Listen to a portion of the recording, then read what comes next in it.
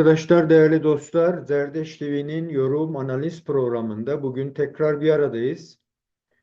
Bugünkü çalışmamız yine güncele dair ve önümüzdeki süreçte de bir hayli gündemleşeceğini tahmin ettiğim ve birçok boyutuyla toplum tarafından da beklenen e, İmralı'dan gelen e, bir bildiriyle ilgili, bir mektupla ilgili olacak bu çalışma. Bu çalışmanın önemi hepimizin bildiği gibi 1 Ekim'de Sayın Bahçeli'nin mecliste DEM milletvekillerine tokalaşmasıyla başlayan, tanımlanmayan adı süreç mi, çalışma mı, yeni dönem mi diye tanımlanamayan bir sürecin başlangıcıyla olgunlaşan ve bugüne kadar gelen bir durumun sonucunda bize ulaşan bir bildiriden bahsediyorum. Bu bildiri biliyorsunuz e, Sayın Bahçeli'nin Sayın Öcalan'ı meclise davet ederek DEM Parti grubunda konuşsun ve gereken duyuruları yapıp partisinin yani PKK'nın silahlarını bırakmasını ve örgütü lağvettirdiğini anlatsın ve bu iş bitsin. Türkler ve Kürtlerin bin yıllık kardeşliğinin e, devamı gerçekleşsin şeklinde bir yorumla gelinmişti. Önce DEM milletvekillerinden e, Öcalan'ın da yeğeni olan ama daha çok aile tarafının bir görüşmesi olarak bir görüşme gerçekleştirilmiş. E, o görüşmede öne çıkan en önemli durum Sayın Öcalan'ın orada tecritin henüz bitmediğini belirttiği bir cümlesi vardı. Tecrit henüz bitmedi, devam ediyor. Bunun anlamı şu: zaten 43-44 aydır kendisiyle görüşülmüyor ve izole edilmişti. Bu düşünmeyi gerektiriyordu. Eğer Sayın Bahçeli böyle bir adım atmışsa neden tecrit devam ediyor? Neden işte, ülke içerisinde başka bu anlamaya çalıştığımız sürece uygun adımlar neden atılmıyor? Sorgulamaları devam etti toplumca. Ama bu tam da bir çatışmalı sürecin aslında nüvelerini içeren bir durum. Çünkü bir taraftan sınır ötesi operasyonlar, bir tarafta içerideki kayyum sorunları, bir tarafta hapishanelerde siyasilerin varlığı, bu ne oluyor ne bitiyor bir türlü tanımlanamayan bir karmaşa yaratılmıştı. Ancak önemliydi çünkü bugüne kadar e, sürekli aslında karar verme süreçlerinde sürekli danışılmak durumunda kalan, onayı istenen, yani olası bir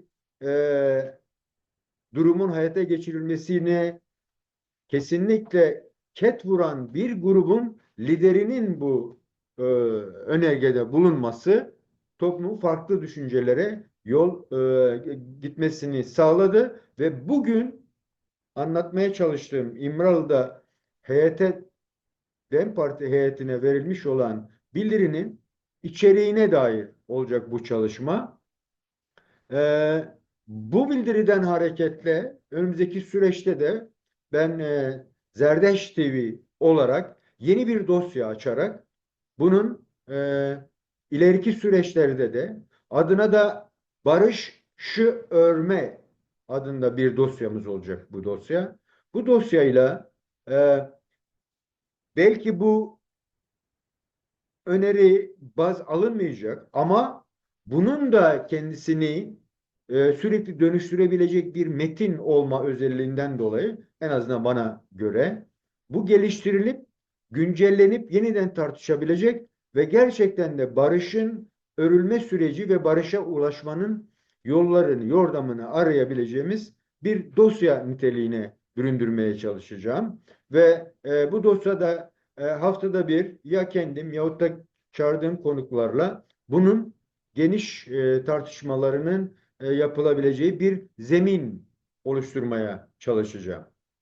Dolayısıyla bugün ben çok kapsamlı bir eleştirel yaklaşımdan öte bu İmralı heyetinin yaptığı açıklamanın sadece size okuyacağım ve ilk etapta ki izlenimlerimi sizlerle paylaşıp çalışmayı sonlandırmayı düşünüyorum.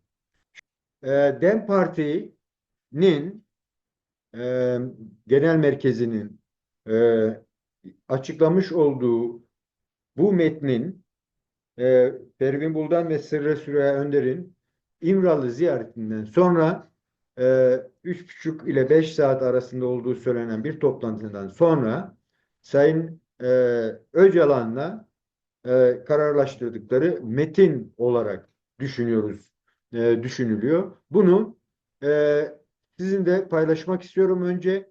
Sonra da ilk etapta edindiğim izlenimleri sizinle paylaşacağım. Basına ve kamuoyuna.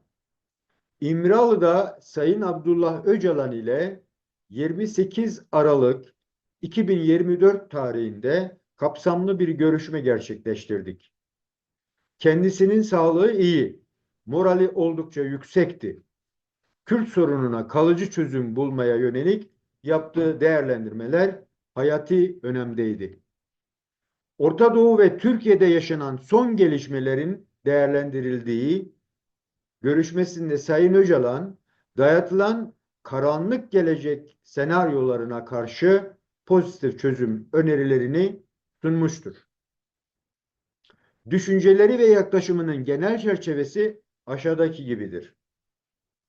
Birincisi, Türk-Kürt kardeşliğini yeniden güçlendirmek, tarihi bir sorumluluk olduğu kadar tüm halklar içinde kader belirleyici bir önem ve aciliyet kazanmıştır.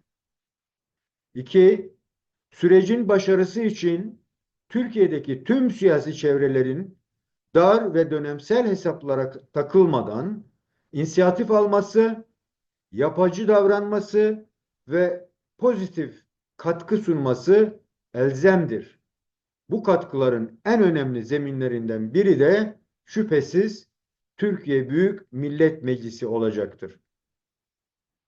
Gazze ve Suriye'de yaşanan hadiseler göstermiştir ki dışarıdan müdahalelerle kangreleştirilmeye çalışılan bu sorunun çözümü artık ertelenemez bir hal almıştır. Bunun ciddiyetiyle doğru orantılı olarak çalışmayı başarıya ulaştırmak için muhalefetin de katkı ve önerileri değerlidir. Sayın Bahçeli'nin ve Sayın Erdoğan'ın güç verdiği yeni paradigmaya ben de pozitif anlamda gerekli katkıyı sunacak ehil ve kararlılığa sahibim. Heyet bu yaklaşımımı gerek devletle gerekse siyasi çevrelerle paylaşacaktır. Bunlar ışığında gereken pozitif adımı atmaya ve çağrıyı yapmaya hazırım. Bütün bu çabalarımız ülkeyi hak ettiği düzeye taşıyacak ve aynı zamanda demokratik bir dönüşüm içinde çok kıymetli bir kılavuz olacaktır. Devir Türkiye ve bölge için barış, demokrasi ve kardeşlik devridir. Kamuoyuna saygılarımızla. Pervin Buldan, Sırrı Süreyya Önder, 29 Aralık 2024. Değerli arkadaşlar, okunmuş olduğum bu metinden de görüldüğü gibi aslında 1 Ekim itibariyle Sayın Bahçeli'nin e, ön açarak oluşturmaya çalıştığı bir durumu e, tam olarak belki birçok boyutuyla bakıldığında tam olarak karşılanmadığına dair toplumda bazı izlenimler var ki zaten yaratılmış olan beklentilere bakıldığı zaman da gerçekten de öyle. Çünkü bir anlamıyla beklenti boyutu çok yüksekti ki hemen bir kısım diyordu ki işte Sayın Öcalan gelecek, mecliste konuşacak ve dolayısıyla da partiyi feshedip silahlı çatışmaya son verecek. E, Öte taraf deniyordu ki ya evet, devlet ile Sayın Öcalan'ın anlaştığını, dolayısıyla da Kürtlerin mücadelesinin geldiği noktasında ket vurulacak bir sürecin başlangıcı şeklinde yorumlanıyordu. Dolayısıyla bu metnin aslında görüldüğü kadarıyla bu her iki durumu da aşan bir durum olduğunu ortaya koydu. Bu belki de yüzyıldır süren bir sorunun çözümüne dayalı yeni bir başlangıç yapabilmenin zeminini, temelini atan bir durum olduğu ortaya konuyor. Dolayısıyla da belki hükümet, belki Türkiye toplumu açısından e, veya Kürt toplumu açısından beklentileri karşılamayan, çünkü içerik olarak da zaten karşılayabilecek bir durum değil. Bu durumu olgunlaştırmak, yeni bir çözüm sürecine, yani benim tabirimle barışı örebilme noktasına nasıl taşırırın bir ön adımı olarak okumakta fayda var diye düşünüyorum. Bu metni okurken ilk aklıma gelenler olarak sizinle paylaşmak istediklerim ise kısa olacak bu çalışma.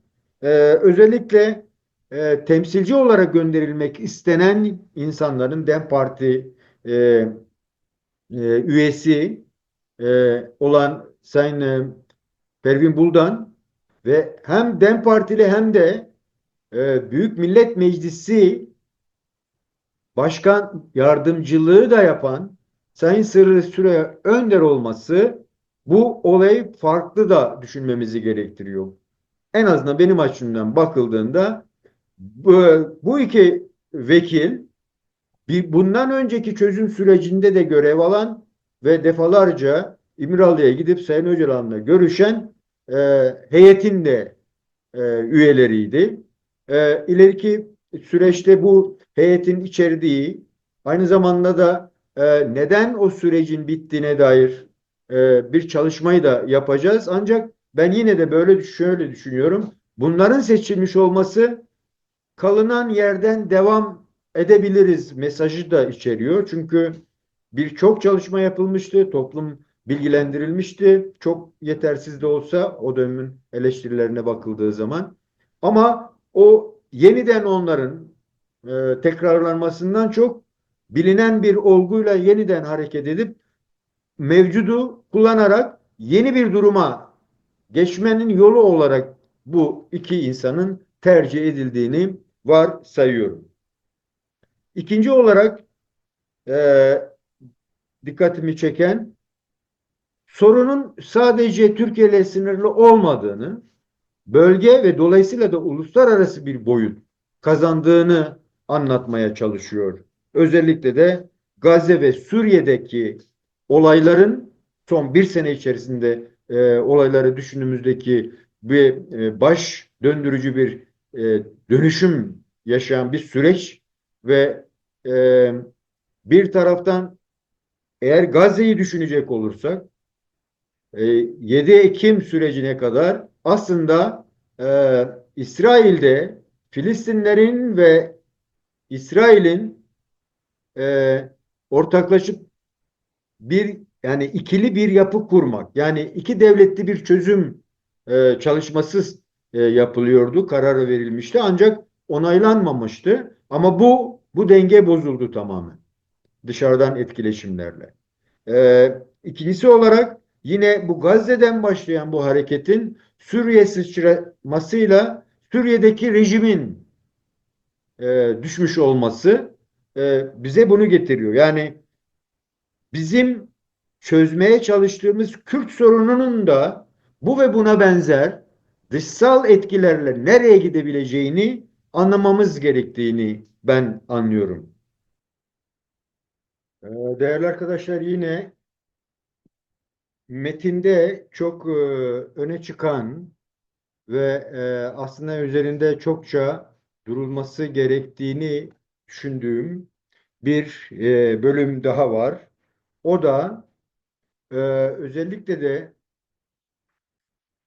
birinci çözüm süreci noktasında çok da eleştiri alan e, çalışmanın hukuki boyutunun çok öne çıkarılmadığı, e, dolayısıyla da yeterince toplumsallaştırılamadığını veya hukuki bir zemin oluşturarak yapılan çalışmalarda sonraki dönemlerde ki buna dair yeterli kanun çıkarılmadığı için bu çalışmalara katılanların tümü e, başka bir şekilde cezalandırılmak istendi ve ne yazık ki hapisler, siyasiler olmak başta olmak üzere.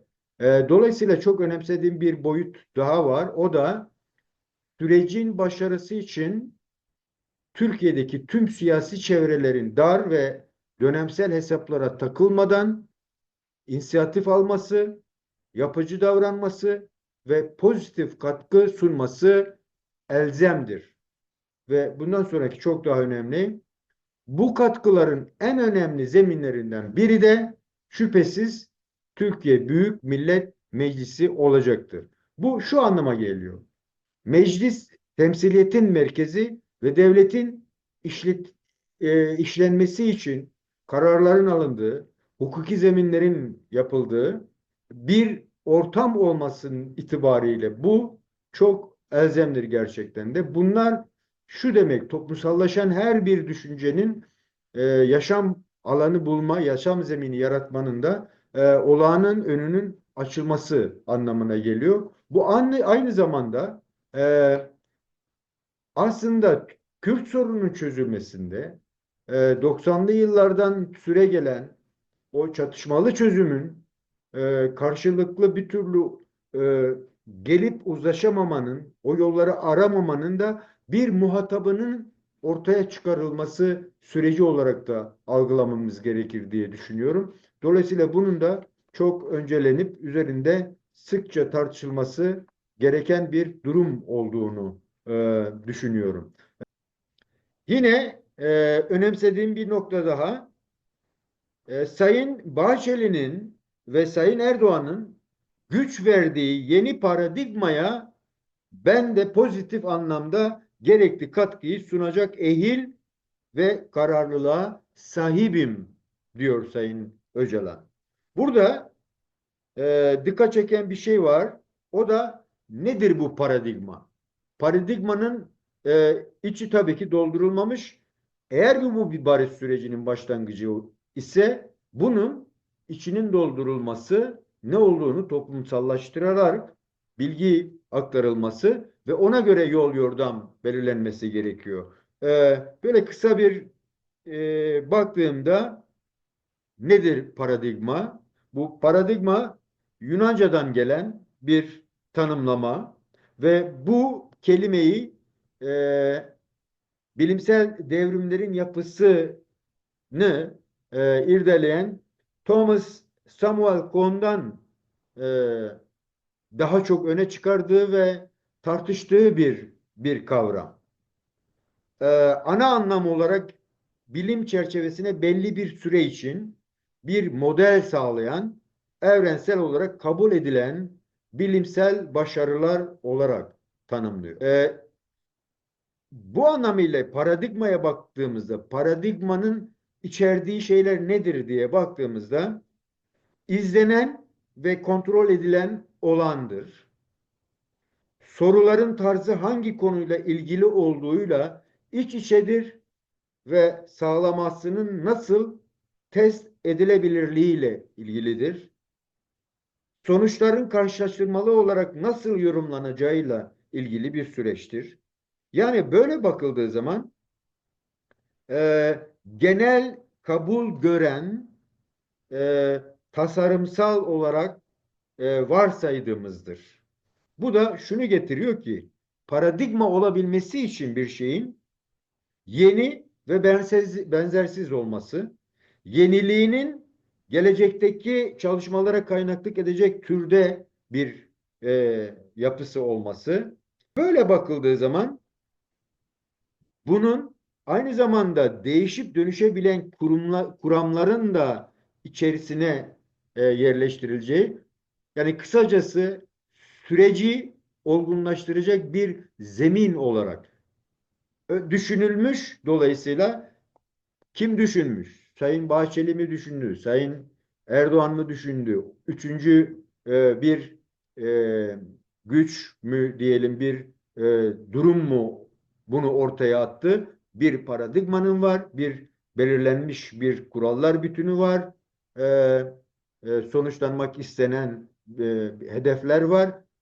Ben öyle anlıyorum en azından. Bu hedeflere gidişte pozitif katkı sunabileceğini belirtiyor Sayın Öcalan. Bu çok önemli bir durum olarak düşünüyorum. Çünkü bu farklı soruları da sormamızı da getiriyor. Yani eğer bu paradigmanın, yani Kürtler nasıl dolduracak, nasıl bakacak, nasıl tanımlayacak, Türkler nasıl yapacak, devletin kendisi nasıl e, e, kavrayacak, uluslararasılaşmış bir Kürt sorunu varsa işte Rojava, Güney Kürdistan'daki duruma nasıl bir etki yapacak?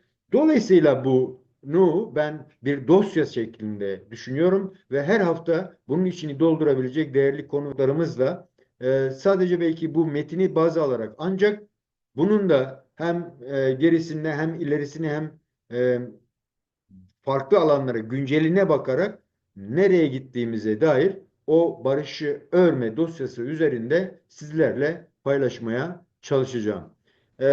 Bugün size bunları aktarabiliyorum değerli arkadaşlar. Bu vesileyle yapacağımız, hazırlayacağımız e, dosyaya katkı sunmak isteyen, görüş belirtmek isteyen, bu çalışmayı derinleştirmek isteyen bütün herkese ve lütfen iletişim kurarak bu dosyanın gelişmesine, toplumsallaşmasına ön ayak olursanız e, barışı örme yolunda çalışmalar yürütmüş olacağız.